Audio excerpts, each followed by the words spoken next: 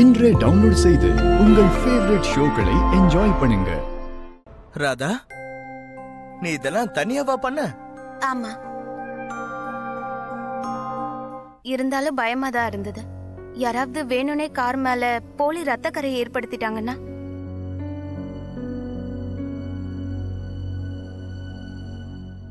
அதனால நான் ப்ளீச் போட்டு கூட வாஷ் பண்ணிட்டேன்.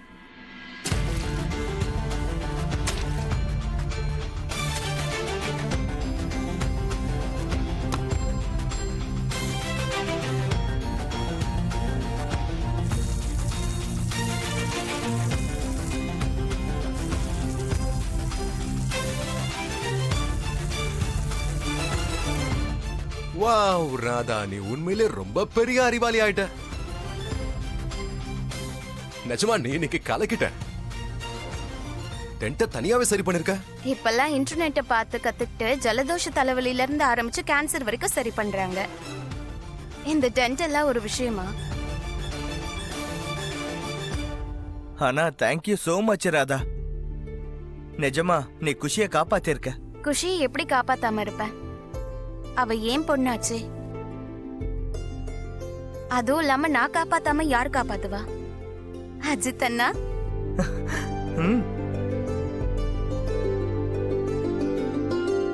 சாரி மாமா ப்ரோ, நான் தப்பு பண்ணிட்டேன். ஓய், நீ எதுக்கு சாரி சொல்ற? அந்த போலீஸ் ஆண்டி திட்டினாங்க, அதான் பயந்துட்டேன்.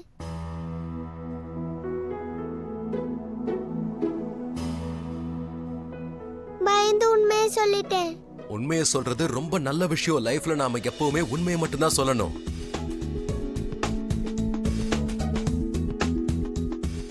அதுவும் நீ பண்ண காரியம் வேற யாராலையும் பண்ணவே முடியாது.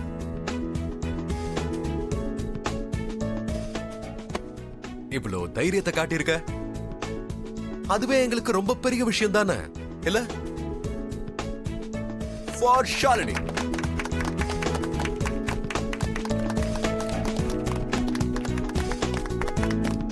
இப்படி பண்ண. அப்புறம் ஷாலினி, அந்த போலீஸ் ஆண்டி இருக்காங்கல்ல, அவங்கள பார்த்து நீ இனிமே பயப்பட வேண்டாம். நான் அவங்களுக்கு சரியான பாடம் கத்து கொடுக்கறேன். இனிமே யாரும் கவலைப்பட வேண்டிய அவசியமே இல்ல. ராதா இருக்கால, எல்லாம் அவ பாத்துப்பா.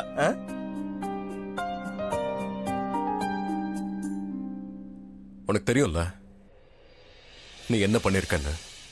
என்ன? Tampering of evidence. அதாவது ஆதாரங்களை கலைக்கிற வேலையை நீ பண்ணிருக்க.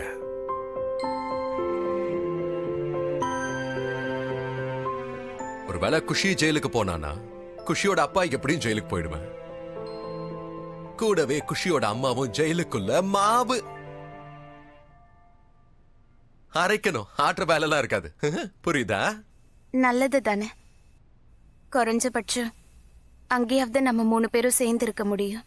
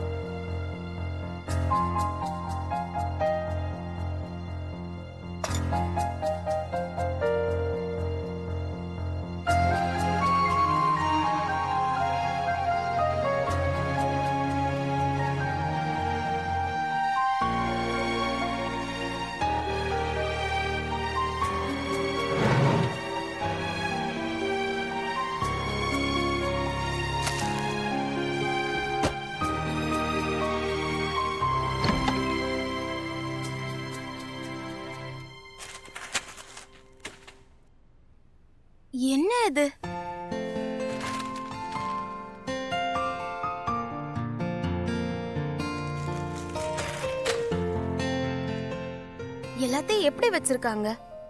இந்த நூடுல்ஸ் அப்புறம் பேக்கேஜ்டு ஃபுட்ஸ் தவிர எதுவும் சாப்பிட மாட்டாங்களா? ஒரு வேலை பண்றேன்.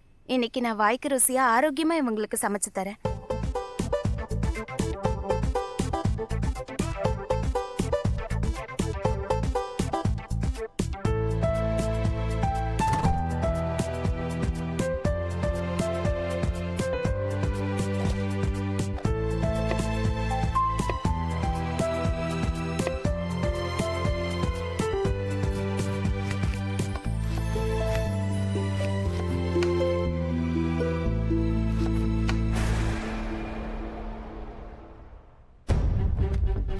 ராதா மேடம், நான் இன்னும் உயிரோட தான் இருக்கேன்.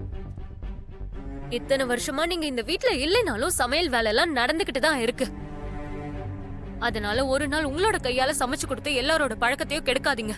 நீங்க எல்லாம் தினமும் வெளியிருந்து தானே சாப்பாடு வாங்கி சாப்பிடுறீங்க. இன்னைக்கு இதையும் வெளியிருந்து வாங்கின சாப்பாடா நினைச்சுக்கோங்க. சரியா கீர்த்தி அக்கா?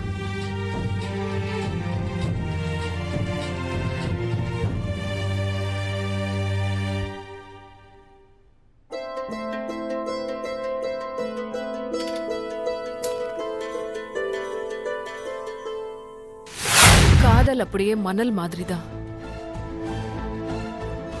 அதை நாம அழுத்தி பிடிச்சோம்னா அது நம்ம கையை விட்டு நழுவி போயிடும். அது உங்க மனசுல இருக்க எண்ணம்மா, நீங்க நம்புற உண்மை அது. ஆனா எனக்கு காதல் ஈர மணல் மாதிரி. ஒரு வாட்டி கெட்டிய பிடிச்சதுதான். என் காதல் எப்பவும் என்கிட்டதான் இருக்கும். வேற எவனுக்கு அதை சொந்தமாக விட மாட்டேன். சொன்னது கரெக்ட் போல. மணில அடிக்குது பாத்தீங்களா?